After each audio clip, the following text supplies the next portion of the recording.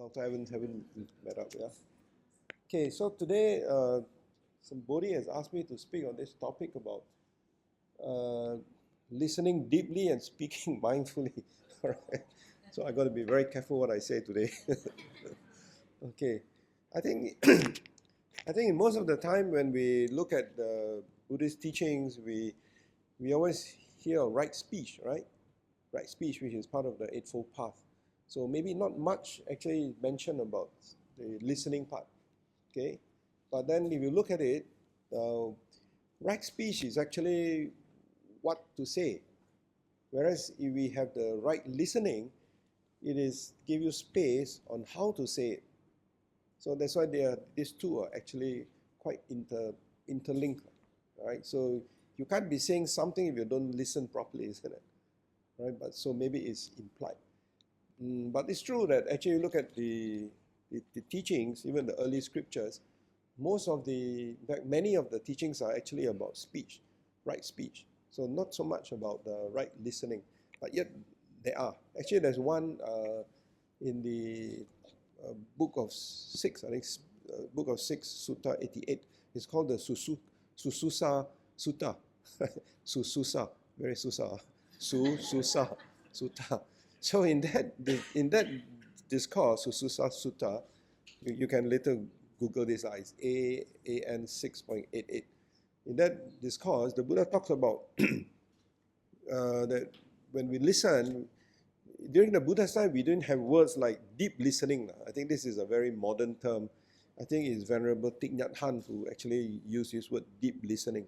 Okay, but usually in the early text, the translations would be listen properly, listen well. So in this particular discourse called the Sususa Sutta, it talks about 6 criteria how we should listen. The first criteria is to listen well.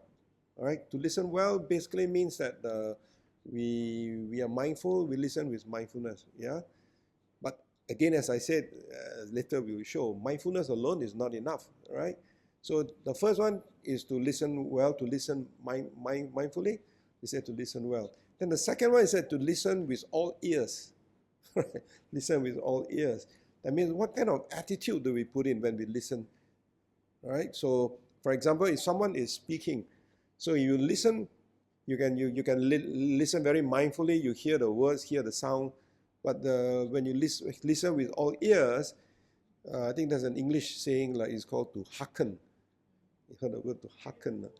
Old English, so we are all very old, so maybe you should know that. young students wouldn't know this word hearken. To hearken is a very old English word. It means you listen with maybe the right attitude, even your body, you turn to that person, you're giving full attention. Yeah, so that's the second, to listen with all ears. Your ears is a physical part, right? And I think the third one, it says to listen by paying attention. I think many of you know, as you practice meditation, you heard of this word called yoniso manasikara, right? That means to listen with proper attention. So that's the third one, isn't it? Now, then the fourth and the fifth one is actually to listen, to try to understand what is it that we should absorb, we should take, what is it that we should not. Yeah? What is it that we should reject after we have listened? What is it that we should accept? Okay? So remember, we start by saying that you listen with mindfulness, right? Listen mindfully. As I said, mindfulness is not enough. All right? You practice mindfulness, it's good, but it's not good enough. You must always practice mindfulness with right, clear understanding, isn't it? That's why in the sutta we have this word called sampajana. Remember the word sampajana? So in other words, sati, while important, is tak cukup, not enough. You must always balance your mindfulness with sampajana. So this is where you have clear comprehension. All right. So with that, with paying attention, then you have mindfulness, then you have clear comprehension. Okay. And the last one is, of course, he says, then we must have some patience. All right. Now, patience is this word. For those of us who have practiced meditation or tried to practice meditation, we realize that the objective or the aim is so that we are not abrasive, so we don't simply react. to situations, but we respond. You know, there's a big difference, right? Between to react and to respond. Most of the time, when somebody says something that is not pleasant to the ears, what happens? We react immediately. We get upset, we get angry, we may start scolding back that person, right? So we react. That's our natural inclination. That's very natural, all right? That is why we are taught to try to be aware of the thoughts that arise. But it's easier said than done, isn't it? So that's how the process of mind training or meditation comes in. So the purpose is actually so that when an unpleasant thought or an unpleasant feeling arise, instead of just reacting, we have that little gap. Our mind is able to control, all right, or focus, so that we have a little gap. We will not react, we respond. Is that the right thing to do? Is that the right thing to do? Should we respond with strong words, or should we respond with a smile? Right? Like Venerable Thich Nhat Hanh says, if you're angry, the one way to overcome your anger is just smile. Right? You may think that you're crazy, but it doesn't matter, isn't it? So these are all techniques. So the Buddha actually did give some teachings, right? So example I mentioned is Sususa Sutta. So this is just a summary of it. You can read the full translation if you want. Right? There are many good translations, Bhikkhu Bodhi's translation or Chantani Saro's translation, which you can get it for free, access to insight. Okay? So there is actually listening in the Buddhist teachings, right? Maybe not as much as when the Buddha talks about speech, what to say. Okay? So as I mentioned at the start, right speech is important because right speech tells you what to say, right? Whereas right listening will develop you, will train you how to say it in the right way. Okay? So they are all interlinked. I've got many slides, but I don't intend to go through them. You know, we do that, we will probably end by dinner time. So I purposely make it a lot of slides so that I want you to take back and then to reflect. Okay? So what is more important is to return home, maybe to reflect on some of the things that you have heard. I think that's more important. Yeah? So all this falls into the area of communication, right? Communication. It is said that the Christians will say, next week Uncle Vijay going to talk about God, isn't it? So a Christian said, God gave us 2 ears, 1 mouth. Why? So that we listen more and talk less. Right? One mouth. But some people the other way, 2 mouths and 1 ear. Right? So that's communication, yeah? So when the Buddha taught right speech, he was including both sides of the communication equation, right? Which is listening as well as how to give intentional speech. I use the word intentional speech, right? Because in Buddhist teachings, we say karma. What is karma? Do we create karma? Yeah, we do create karma. But we only create karma if there's intention. So karma is created because of intention. All right, the Buddha mentioned that in the Nibbedika Sutta. So an action is intentional, then it becomes karmic. And karma is manifested through body, speech, and mind. There are 3 doors, right, for karma to manifest. So karma doesn't only manifest in the mind. Karma also manifests in the speech. So which means that whatever we say is very important. Okay? But whatever you are going to say depends very much on how well you can listen. You see? So they are actually interrelated in that sense. So here I've used the word intentional speech. So speech is very important. Yeah? So a combination of talking and listening is the most common form of human communication, and therefore is of great importance in human relations. Today there's even this concept called NVC. Have you heard of NVC? You know what is NVC? Huh? All of you retired already. NVC means non-violent communication. Huh? Right. I'm sure you have heard of that. Huh? This is, I think, in the 80s, Marshall Rosenberg came out with this concept, right? Non-violent communication. I think that was a time where the concept of mindfulness wasn't still that much in fashion, right? So it was non-violent communication. But today, the concept is mindful communication. Okay, so what's the difference? Non-violent communication, mindful communication, and then right speech. So you get very, very confusing, right? If you look at what Marshall Rosenberg did when he came up with this concept of non-violent communication, NVC, in the 80s. 80s was when I just started earning some money and start working. So I remember Marshall Rosenberg at that time. And it basically talks about empathy. When you listen with empathy, you listen with kindness, you listen with compassion. Again, it was a period where the concept of compassion wasn't that really fashionable. Yeah, mindful communication came in because of the emphasis on mindfulness. This guy called John Kabat-Zinn. Some of you have heard John Kabat-Zinn, who came up with this MBSR, mindfulness-based stress reduction techniques, also around in the late 70s. So that caught the world by storm, So after that, everybody talks about mindfulness, all right? So it becomes the in thing, becomes in vogue, right? It becomes fashionable. So mindfulness. So they say even when we communicate, we must have mindful communication. But there's something that mindfulness or mindful communication lacks. You know what is that? You can be very mindfully communicating, listening mindfully, but you can listen very mindfully with a lot of anger in your mind. You can listen with a lot of greed in your mind, saying, after this, what I'm going to do in the stock market. You can do that in a very mindful way. All right.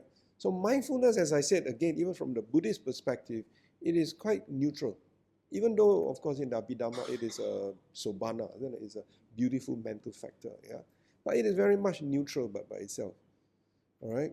So what really makes mindfulness becomes right mindfulness from the Buddhist perspective is actually ethics, the ethical part, the morality part. So that's where right speech comes in.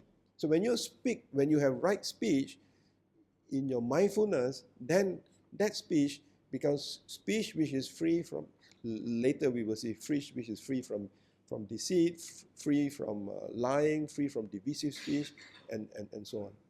So they are actually interlinked, okay? They are not exactly the same, okay? All right? You understand what I'm saying? So you have non-violent communication, you have mindful communication, and you got right speech. They are interrelated. So in mindful communication, we are talking about deep listening. Yeah? So listening is the first part. So you recognize others' perspective with openness and empathy. So here a little with you listen like what the non-violent communication is about. Yeah? And mindful speech is that you speak with honesty, goodwill, and respect. So from the Buddhist perspective, a mindful speech always incorporates right speech, the ethical component. All right? Ethical component. Why ethical component? Because Eightfold Path, isn't it? Right? The Noble Eightfold Path.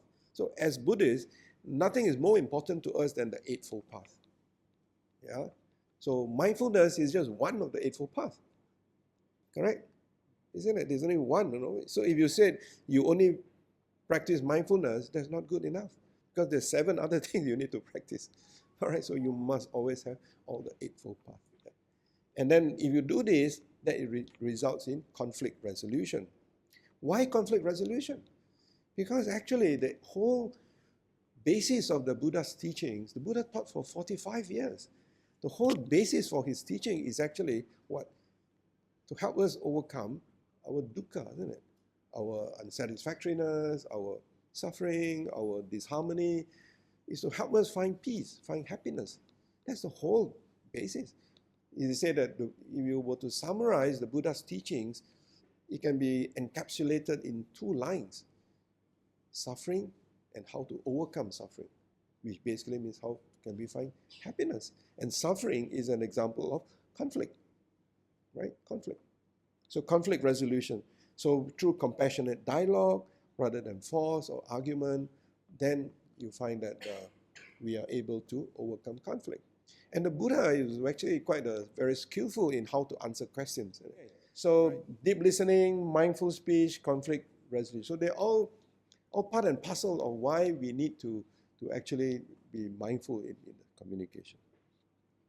So why conflict resolution? Just a little bit, because the whole fabric of, or the whole basis of Buddhist teachings is about how we can overcome the conflict within us, right? Dukkha can also be translated as conflict within us. The Four Noble Truths, for example, recognizes dukkha not just as personal suffering, but as interpersonal tension, right? Interpersonal. Why interpersonal tension? Because as human beings, we live in society, right? We don't live alone, isn't it? Right? Even the monks, who stay in the forest, they still have to come out, right? Sometimes, they have to come out and interact with society.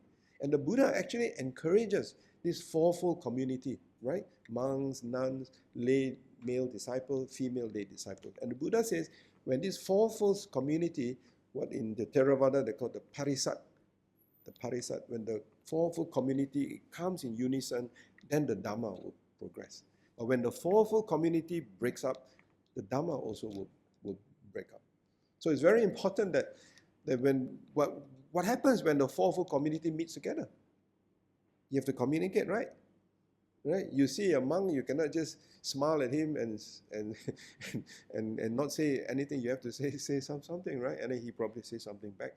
You say the wrong thing, maybe the monk get upset, then he won't come back again, right? All right. So interpersonal tension is always there. Conflict in families, in communities, within ourselves. Whenever there is clinging, there will be conflict implied throughout the Four Noble Truths, right? So to resolve conflict, both internally in the mind, right? We resolve conflict in our mind, and externally with others is part of the path to peace, all right? Isn't it? The Buddha's time, you look at the Buddha, look at his disciples. Did the Buddha and his disciples kept to themselves? No. You always read stories about how when the Buddha speaks, there are a few hundred people there, because the Buddha interacts with people. And the Buddha talks to the kings, the Buddha talks to the ordinary lay people. So there's a lot of communication even during the Buddha's time. Okay? So I'll just take you through on some aspects of this deep listening. So they say there are different phases, so I just take you through very quickly. We're not going to go into details, all right? So be fully present, not distracted of thinking or reply. You suspend judgment. You're curious and not biased. No right, no wrong. Hear deeper message. Observe the tone, emotion, and intent, and respond with wisdom. You respond, not react, with clarity, kindness, or silence. Now, this is easier said than done, right? You can only do this if you develop your mind. So that's where meditation comes in. And today we're not talking about how you're going to do it. Today I'm just showing you the process. All right, before you can reach this phase where you're able to respond instead of react, you need to be able to to observe thoughts that arise. Whatever technique that you use, whether you use the Mahasi labeling technique or just the the basic Ajahn Chah's, just observe. So there are different methods out there. So I'm not sure which method you use. But I think all these methods are actually basically to teach you or to train your mind so that whenever a thought that arises or a feeling that arises, you are able not to, like short circuit, So you're able to have a gap before you respond rather than react. Okay? Isn't it? Because remember the four foundations of mindfulness: thoughts, feelings, right? Mental activities that arise. So when an angry thought arises, how do you react to that thought? Of course, it takes practice for us to be able to do that. Okay. So this is also a summary from the Sutta, which I mentioned this just a couple of minutes ago. Now, the other one is this word manasekara, which figures very prominently, all right, in the Buddhist teachings. It is said that before you have mindfulness, all right, then you have this yoniso manasekara. Yoniso manasekara is usually translated what? Wise attention. Manasekara is attention, right? Yoniso, that means you go to the roots, go to the womb of it, go to the origin. You try to identify, try to analyze, try to investigate. What is this you pay attention to? So yoniso manasekara, and it is part of what we call the universal mental factor, right? They study Abhidhamma, is it?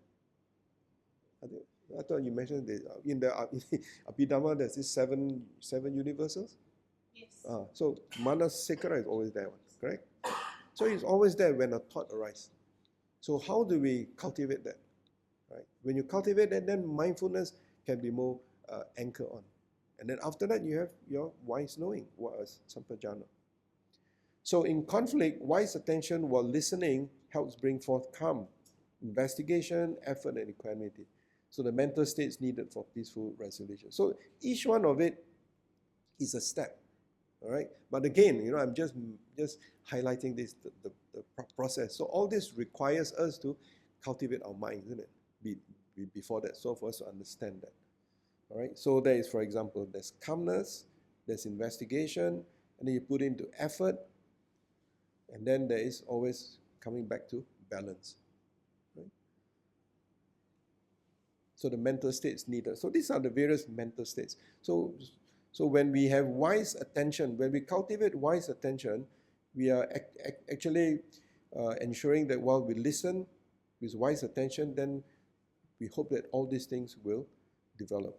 Calmness, we investigate what we hear, we make an effort, and then there's balance. All right? There's a balance. You see, this word equanimity, it always comes like towards the end, isn't it? Like your 4 Brahma Viharas, correct? The 4 sublime states. You start with loving kindness, and then you also practice compassion, and then there's joy. But somehow there's always the last one, equanimity. So that is give you that balance, right? That balance. So the equanimity is always that balanced mind, which is very important. Again, we can talk about it, but how do we develop that balanced mind? Isn't it? How do we develop it? So again, that's the aim of our mind training, whichever method that you may be doing. So your practical example, let's look at one example. So imagine someone criticizes you in a meeting. Now you listen superficially, you might react defensively or shut down. What do you mean by listen superficially? In other words, you just hear the words which is not pleasant to the ears. But with Yoniso Manasekara, you ask, what's really is said? What's my reaction about? How can I respond without harming? In the first discourse that the Buddha gave in the long discourses, the Dikha Nikaya, the Brahmajala Sutta, there was this at the beginning of the discourse, some maybe Brahmins or some people, they were criticizing the Buddha. Now what was the Buddha's reaction? When this came to the Buddha, the monks told the Buddha that, look, this group of people have been criticizing you. What is the Buddha's reaction? The Buddha said, okay, let's go back and criticize them back. He said, no, let's try to understand what are they criticizing. Is there basis to what they're criticizing? If what they criticize has got no basis, we let it be. Or when the time comes, we go back and let them know that what they say is not correct. Timing, right? Not immediately. But if what they say has got some basis, then we should reflect. If that's true, then we should change accordingly. And that's in the Dikha, in the Brahmajala Sutta itself. So you find that the Buddha was very clear about that. So this is an example. So when you have Yoniso Manasekara, so when somebody criticizes you, what's really said? What is your reaction about? How can I respond without harming? How can you respond to what has been said? Then you should remember the story of the Buddha in the Brahmajala Sutta, right? This is deep listening and wise attention in action. There's another discourse. This is Book of 5, Sutta 162. The Buddha explains that anger arises from clinging and misunderstanding. Deep listening calms the mind and allows space for insight. So there's a lot of references about people get angry very easily. Right? Even during Buddha's time, people get angry, not only now. So getting angry is not something which you and I only experience in Buddha's time. But the question is, how do we respond to anger? So this discourse explains about it. You can read this, you can Google this, okay? Now, if you look at today, MBCT, MBSR, these are called mindfulness-based therapy. Right? Today there's a lot of therapies, ACT, whatever you name it, right? Shows that attentive, not judgmental presence reduces emotional reactivity. So even all those therapies are talking about how not to react, right? Deep listening reduces reactivity, promoting calm, reflective emotional states. So again, I'm just showing you this, that what the Buddha had said about deep thinking, about being using yoniso manasikara, and then to be, to create that gap, that space, so that you respond instead of you react. Today, modern psychotherapy are actually adopting a lot of these things. Right? Since the 80s, when John Kabat-Zinn came up with his MBSR. Since then, there's been so many other, hybrid forms of therapies. Now, in this discourse, I think we talked about this many years ago in one of the sutta class, in the Ambalati Karola Hurahulo Vada Sutta, very long name. It basically means that this discourse the Buddha gave to his son is named Rahula. The Buddha gives advice to his son Rahula on how to speak only after reflection. While it focuses on speech, it implies that one should listen carefully first, reflect, and only then speak. So mindful listening is thus necessary for skillful speech. So this approach avoids conflict. You know this discourse, remember when the Buddha was telling his son Rahula, he said, before you say something, all right, you should ask yourself, you should reflect. Whatever that I say, is it going to be conducive? Is it going to be beneficial to myself and beneficial to others? Then he also said, whatever I said in the past, all right, to Rahula, what has been said in the past, was it beneficial? Was it useful? If it is useful, good, continue to say it. But if it was not useful, just leave it behind. Then he said, whatever you are saying now, always reflect. Is it useful? Is it not useful? If it's useful, continue saying it. If it's not useful, stop. Just observe noble silence, or maybe give a smile. And then he says, whatever you're going to say in the future, if it's going to be beneficial, continue saying it. But if it's not going to be beneficial, don't say it. So the Buddha told his son, Rahula, the three dimensions of time. The past, what has been said, the present, what you're saying, and then the future. So he said the Buddha was a very, very logical in that sense. He talked about the past, the present, the future. Remember that sutta? Some of you were here.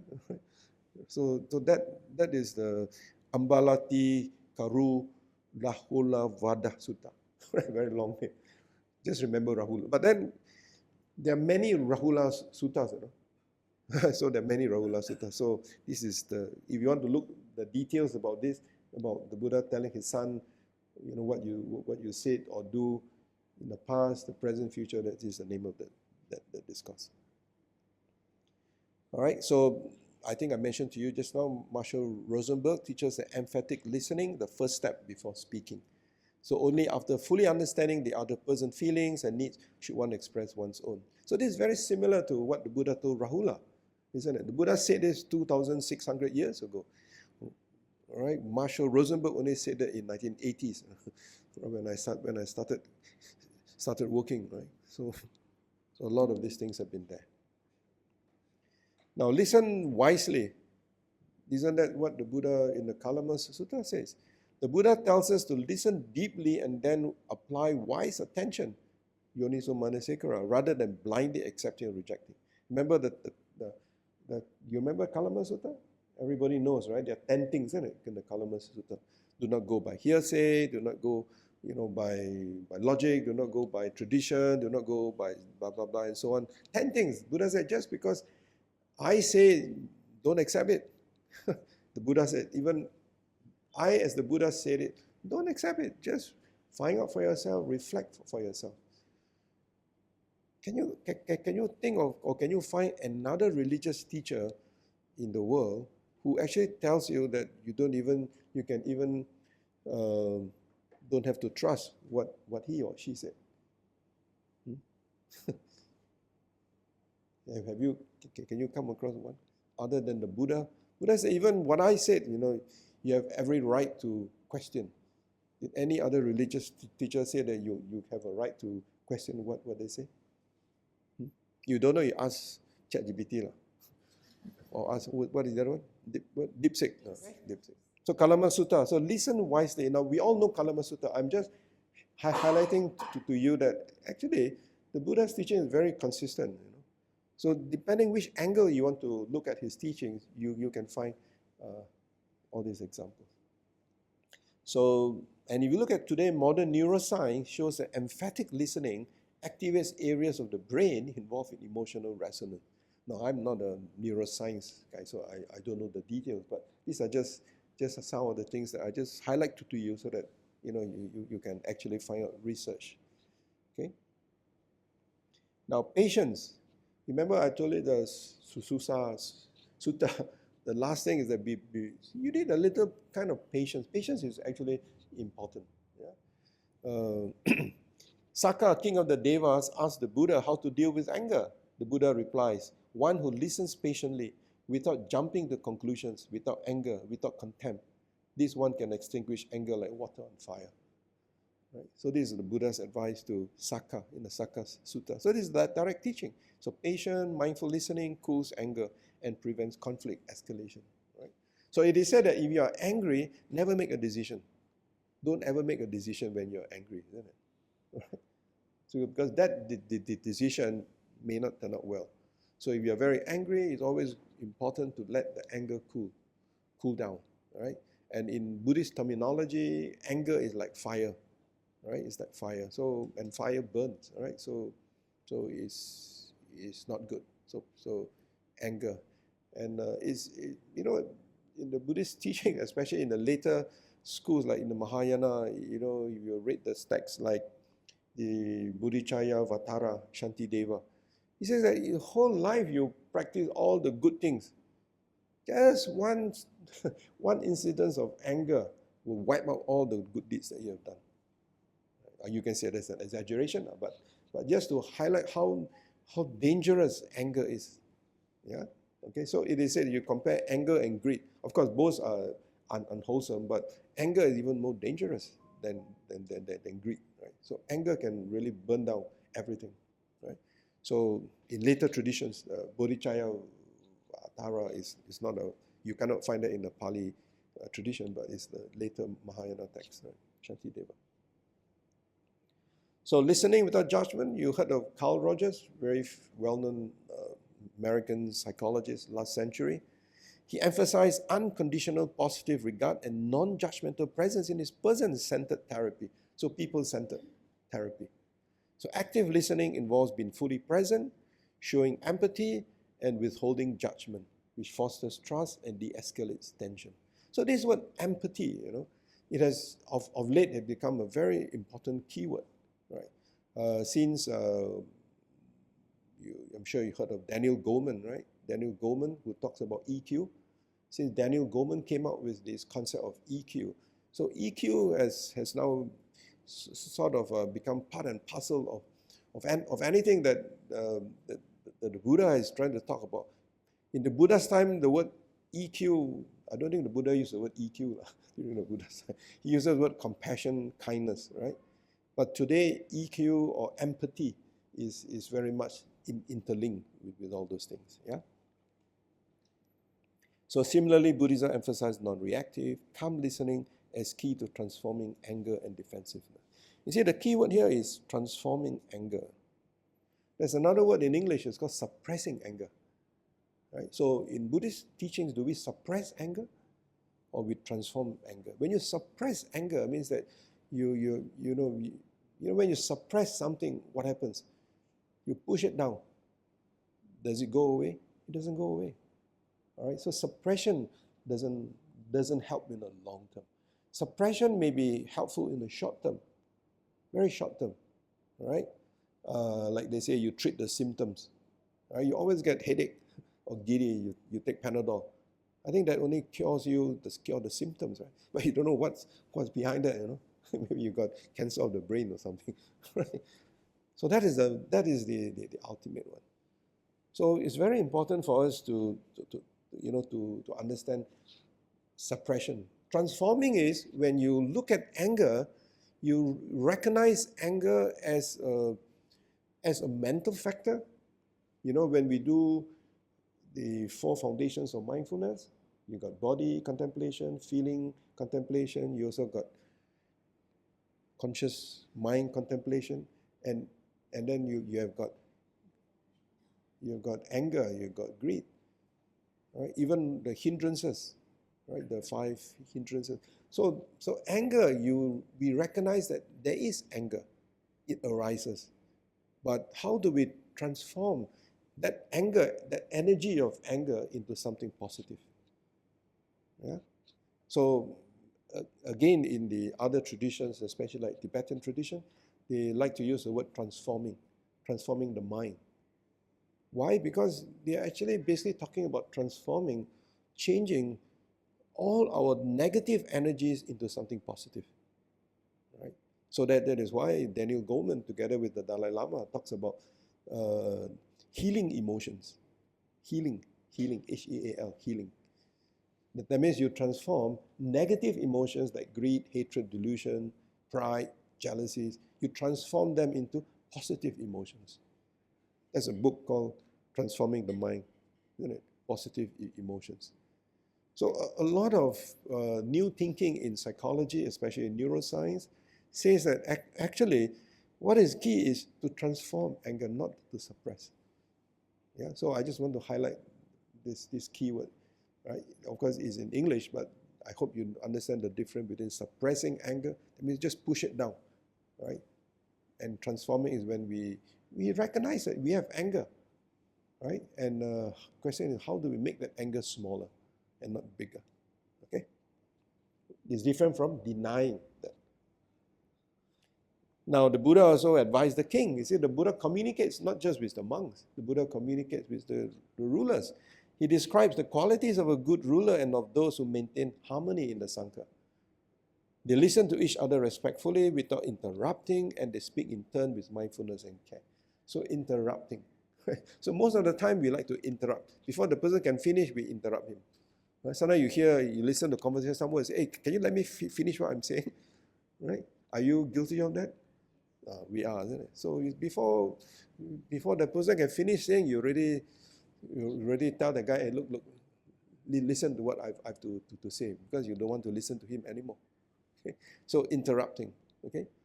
So they listen to each other respectfully without interrupting, and they speak in turn with mindfulness and care. Right? In another discourse the Buddha gave, it's about conflict, how to deal with conflict. Right? You can also assess this. It's a very interesting sutta. It's called the Arana Vibhanga Sutta. Arana Vibhanga Sutta. And the Buddha says, if there's something that is not correct, all right, you can critique the action rather than you criticize the person. Again, there's a very subtle difference, right? Most of the time when somebody says something, what do? You criticize the guy, this guy, terrible fellow. After that, forever you think of him. He's always like that. So you always criticize that person. But rather than doing that, all right, if you want to avoid conflict, then you critique that action or that thing that the person say. All right? Now you go back and check what's the difference between criticize and critique. I'm not giving an English class, right? So you go back and you find what's the difference. But there's a difference, all right? So you critique that action, not the person. So here the Buddha was very clear. In the Arana Vibhanga Sutta, he told the monks, don't criticize them. Right? Listen well. Okay? Advice to monastic. I see advice to monastic. This is from the Chulavaga. Now, I give you all these sources. The reason is not because I know all these things. I really also do not know. Because of this talk, I have to go in. But I give this so that you can go back and find out for yourself and read more. Because what I say is really not so important. But what happens after this? Just as, I always like what the Dalai Lama said. When you sit in meditation, half an hour, 1 hour, that is good, but not so important. And what happens after that? After you are no more sitting on the cushion, how you talk to people, how you relate to people, that is really more important. So likewise, you spend 45 minutes, 1 hour. I think that's really good. But more important, after that, you go back, you reflect, and then maybe you have the slides, just Google some of these things and find out what the Buddha actually meant by all these things. So here he says that hearing all sides without bias, listen patiently, and allowing all parties to speak fully. So always let people speak. So this is structured mindful listening used to resolve conflict non-violently in the early monastic community. So you can find all these details in the Chula Vaga. Chula Vaga means the small selection. Chula means small section. So in summary, so deep listening means the Rahula Sutta is, do you reflect before the speech? You reflect before, you reflect what you already said in the past, you reflect what you are saying now, and you reflect what you're going to say in the future. That's the basis of the Rahula Sutta. Kalama Sutta is basically to tell you to discern wisely after you're listening. So you don't react to conflicting views. Right? Don't just react. Today, we have this social media. Everybody got WhatsApp. I don't know how many groups. I got so many groups. I don't know. Sometimes I don't know who sent what. But a lot of these things are conflicting views, isn't it? Okay. Then Sakka, the Lord Sakka, the Buddha talks about. Patience cools anger. Deep listening extinguishes hostility. Javana Sabha to the king. The Buddha told the king to listen with respect, prevent misunderstanding and disharmony. And to the monks, the Buddha talks about fair procedures. It's only fair. You listen to everybody. Okay? And then deep listening, a legal and ethical principle. So again, this is just a summary of what I've been trying to say. So go to the final part, right speech. What time? 11:15. Yes? Okay, another 15 minutes or 20 minutes. Right speech, 3 factors circle around right speech. So right speech must always have right views, right effort, and right mindfulness. And this is mentioned in this discourse on the Great 40. Right? So right speech cannot stand by itself. You must have right speech in with the Eightfold Path. Right? So which means also, right mindfulness cannot stand by itself. Right mindfulness must have right effort and have right views. So in our Satipatthana Sutta, we have right mindfulness, right, which is sati, satima, right? What is the right effort part? Yeah, correct. But within the Satipatthana Sutta, because we're talking about meditation, right? So all of you are ardent practitioners of meditation, right? so you must always know what Satipatthana Sutta is all about. I think that's the most important, to me at least, that's a very important discourse. Yeah. Well, right, mindfulness is sati. This is the atapi. Atapi. Remember the 4 foundations of mindfulness? You remember that you go back and look at your discourse again. This we call atapi. Atapi means that ardentness, that effort. You don't have effort, you're not going to practice. So you need effort. Okay? So this is the atapi, A-T-A-P-I. Atapi. There's this word in the discourse. And then what is right view? I mentioned to you just now. In the Satipatthana Sutta, you got atapi, you got satima, and then the third one is? I just mentioned this morning, sampajana. Sampajana, which is clear knowing, clear seeing, which is the right view, the right understanding part. Okay? So they are all interlinked. Right? They are all interlinked. So I hope you can see that connection now. Okay. So right speech and mindful speech. Now, I just want to show the slight difference here. I think I talked to you briefly. The focus for right speech is the ethical content of the speech. Later I'll show you. Whereas mindful speech is just awareness and present. You can be very mindful of what you say, but there could be a lot of, you could say it in angrily, very mindfully you scold that person, also can. Huh? Right? Very mindfully you plan how to rob your neighbor's house, also can. Very mindfully, very full awareness, you observe what time your neighbors leave the house, what time he comes back, what time the dog is sleeping, what time the dog is not sleeping, what time the dog is on leash, what time the dog is not on leash. That's mindfulness. You're very mindful, you're very observant, you're aware. All right? And what time the neighbor feeds the dog, and after how long the dog falls asleep. So you can be very mindful, but is that right mindfulness? No. That type of mindfulness is equivalent to what the US Army teaches the soldiers to be sharpshooters, snipers. You know snipers? So in the US Army, they use mindfulness to train the soldiers how to be snipers, so that you can shoot with precision, accurately, right? But of course now less lah. Now everything use drone already, isn't it? No need to go and fight in a war. Use drone can fight already. But that's how mindfulness is used. So that's not right mindfulness. That is mindfulness, but not right mindfulness. Right mindfulness is, for example, it has got the ethical element. Hope you understand that, yeah?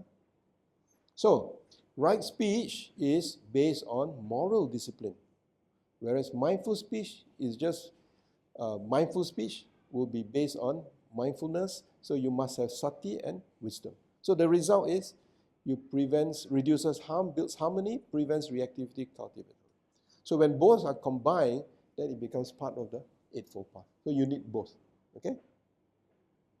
So right speech, now this one I think we already know, so I'm not going to go to detail. Right speech, it means, of course this is from the 10 wholesome actions, right?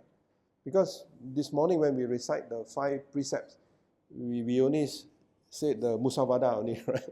Isn't it? That means lying, you do not lie, okay? Just that part. But actually it's expanded into actually a few more. Abstain from lying, abstain from slander, abstain from harsh speech, abstain from idle chatter.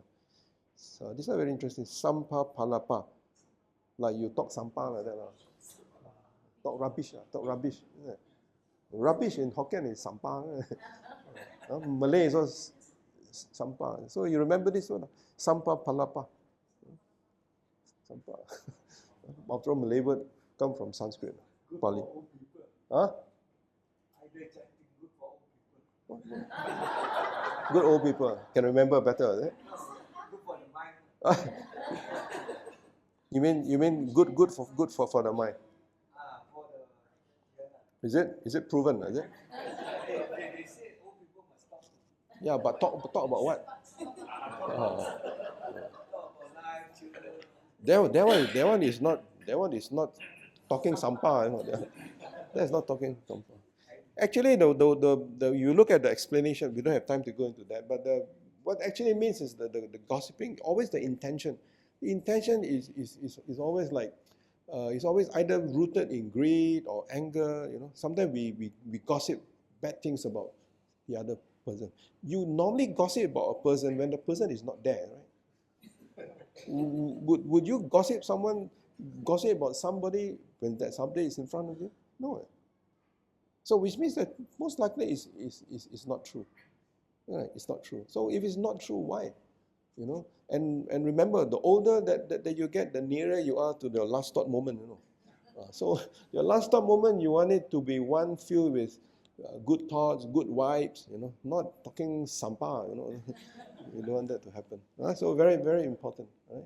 I think in all Buddhist traditions, even in the Tibetan tradition, it talks about dying meaningfully. Very important. As we get older, our thought process must always be clear. Must be clear, not talking rubbish. So I think that's a very important part. Yes.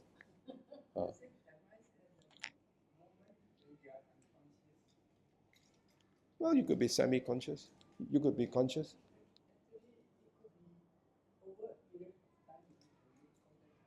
Well, it specifically refers to the moment just before death consciousness takes place.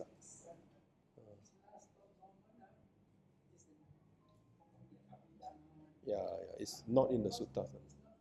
Suttas. Well, it's from the Dhamma, but not from the suttas. Abhidhamma. Well, there are many things is not found in the suttas. Yeah, they're found in the Abhidhammas. It's found in the commentaries. You know, the metta practices, many of the practices that we do, which are good practices, they are actually from the commentaries. They're not necessarily from the suttas. Right? But that doesn't mean we throw them out, right? Just because they are not from the suttas. Right? Okay. Anyway, that's not today's talk. Otherwise, I cannot finish this. Well-spoken speech, again, I just want to highlight, I think you're all familiar with this. He said the 5 factors: well-spoken, not ill-spoken, blameless, unfaltered. So spoken at the right time. Okay. Now this one again, I think you're familiar with this. Okay. So the key word here is the one I highlighted in red. Something to be said must be true, must be useful. It can be unpleasant, but when it is true, useful, pleasant, the Buddha always said it. When something is true, useful, unpleasant, the Buddha said it at the right time. Yeah. When a statement is true, useful, and unpleasant, Buddha knows the time to say it. Remember the earlier slide? Oops, sorry. Oops, okay. How do I get back to the thing? I want to show yeah, this one. Remember this? You see, it says that it is spoken at the right time. It's spoken at the right time. So when something is true, is useful, but unpleasant, right? So the Buddha chose the right time to say it. You get what I mean? Yeah? But when something is true, is useful, is pleasant, he will say it immediately. Something is true, he always says. Useful means beneficial. It's good for him. Why wait? Say it. Something is unpleasant, maybe not the right time. All right? And how he says it will be also different. Like, you remember the story of, who is that? Kisah Gotami. You know the story, Kisah Gotami? The mother whose child died. And then the master said, the Buddha went to see, Kisah Gotami went to see the Buddha. He said, can you save my child? The Buddha didn't say yes, the Buddha didn't say no. The Buddha just said, go and find a mustard seed from a house where there's no death. So the wife, the Kisah Gotami was so distraught. So she went house to house, but she couldn't find a mustard seed where it was from a house where nobody has died. So that dawns upon her that death actually affects everybody. Right? Okay? So at the right time. So the Buddha did not straight away talk about, oh, you know, you foolish girl, you know, your son has died, you know, why are you still crying, you know? Right? So Buddha didn't talk in that way. Okay. Oop, now I can move this. It's moving? Okay. Okay. So mindful speech, I think we talked about this. Okay, let's look at some of the guide to non-conflict. So how that's the name of the sutta I mentioned just now. The Buddha explains how non-conflict can be avoided. Avoid covert or harsh speech. Speak unhurriedly. Don't be in a hurry. Not listening, not insisting using one dialect. This is very interesting. What does this mean? That means use a language that people can understand. In this discourse, the Buddha said, for example, this word pot, P-O-T, in one language can mean something else, in another language can mean something else. So you must use a language that the person can understand. Because if you use a terminology that person cannot understand, then there's going to be a lot of misunderstanding. That's why the Buddha, you realize that he did not encourage his disciples to use Sanskrit. Because Sanskrit at that time was the language used by the nobles or by the Brahmins. So he uses the local language, which is not Pali but Prakrit, or one of the Magadhi dialect, which subsequently became Pali.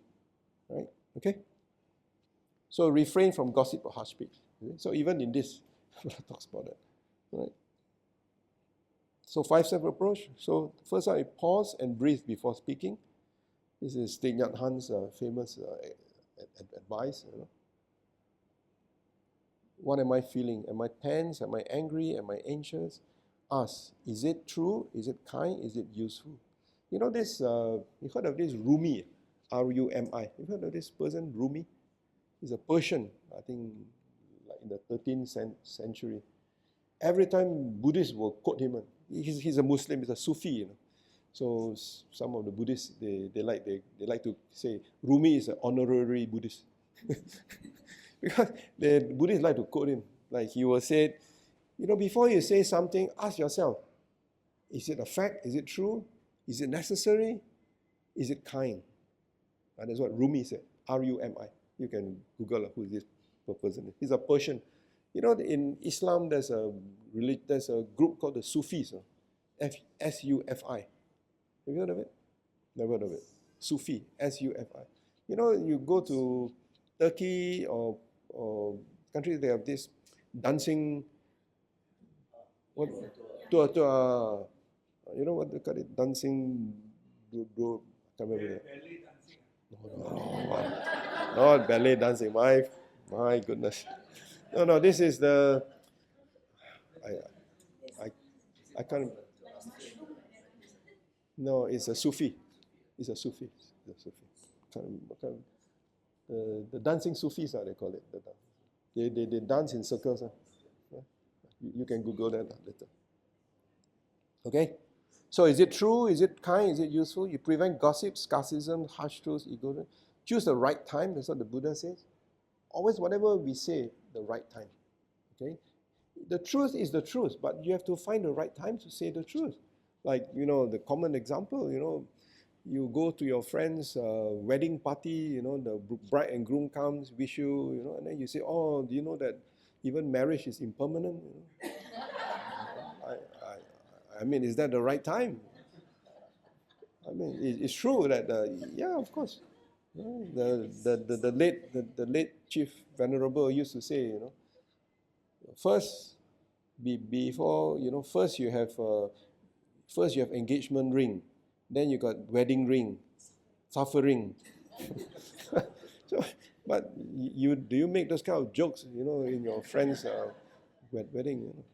You don't, right? So the time, when the time is right, when a person is ready to accept it, then maybe you talk about that. Right? So the Buddha was classic, He's like, the modern day Sun Tzu art of war, He knows when to approach, when not to approach. Right? The right time. Choose the right time. Is the other person ready to hear this now? Is it better to be silent? Right? So the Buddha says there are 4 ways of answering questions. One way is to give a categorical response, right? Categorical, yes or no.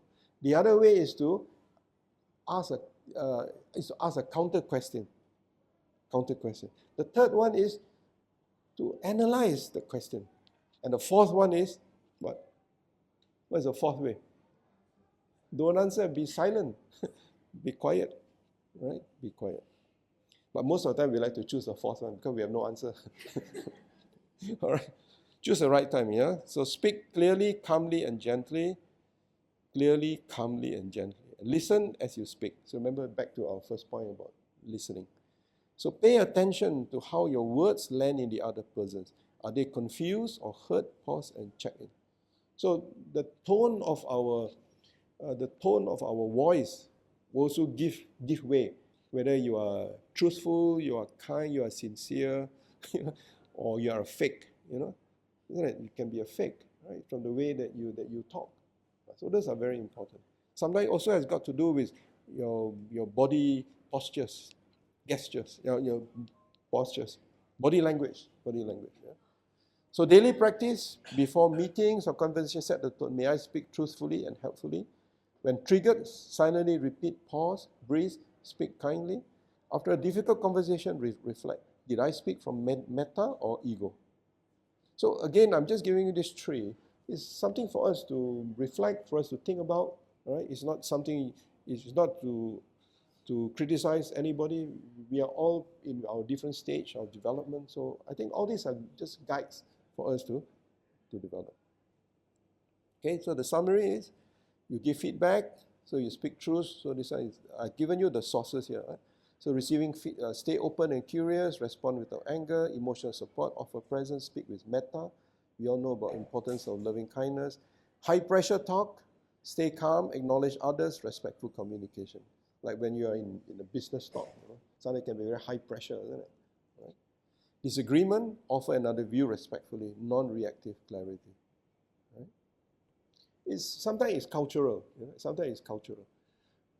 I work for American companies. I work for Japanese companies. There's a big difference in the way the American companies and the Japanese company. In American company, you are expected to be very forthright, be upfront. You don't agree, say your piece, and hopefully they will not take it personal. But in a Japanese context, it's not so common to have open confrontation. All right? So you disagree, meeting, you keep very quiet. After that, you go and talk to him in private. You tell him, hey, I don't agree, blah, blah, blah. Then after that, you have another meeting. So it's a cultural thing. So how you communicate, so you need to know what kind of environment you are. I've also worked for Malaysian Chinaman company. Then whatever the boss says must be right. Okay. I used to, well, this guy, he would, when I tell him, I said, Chairman, I don't think we should do that. You do that, we may get ourselves see him in court. Oh, really? When we cross the bridge, we'll come to it. Okay, so the last one, being human. So in compassion and individual, His Holiness says, even when we engage in ordinary conversation, in everyday life, if someone speaks with human feeling, we enjoy listening, isn't it? Right? And we respond accordingly. The whole conversation becomes interesting. Don't you want that? Yeah? However, unimportant topic maybe. Sometimes the topic may be quite unimportant, but because he talks in a very interesting manner, we find it. On the contrary, if a person speaks coldly or harshly, we feel uneasy. Right? So His Holiness says that, so that being the case, we have been human. So we want to be treated like a human, so we must treat others like a human. Yeah? So that's the message. So conclusion, mindful communication centers on 3 key practices: deep listening, right speech, and a commitment to reduce conflict through understanding. Why conflict? Because at the end of the day, we are practicing the Dharma because we want there to be harmony, isn't it? Within ourselves and with others. How would you feel if you had a conversation and then you feel that, you end up in a disagreement, end up in a quarrel? You think you feel happy? You feel very distressed, isn't it? Correct? You feel very distressed. So you don't want that. You try as far as possible to try to have harmony. By listening without judgment and speaking with truth, kindness, and wise intent, we create space for understanding and healing. So that space that I'm talking about. So when we learn to cultivate our mind, we try to cultivate that space so that before reacting, we can respond. Right? These practices dissolve misunderstanding, cool anger, and build harmonious, respectful relationships. Okay? So, yeah, enough. Any feedback, comments, any disagreement, anything that you have heard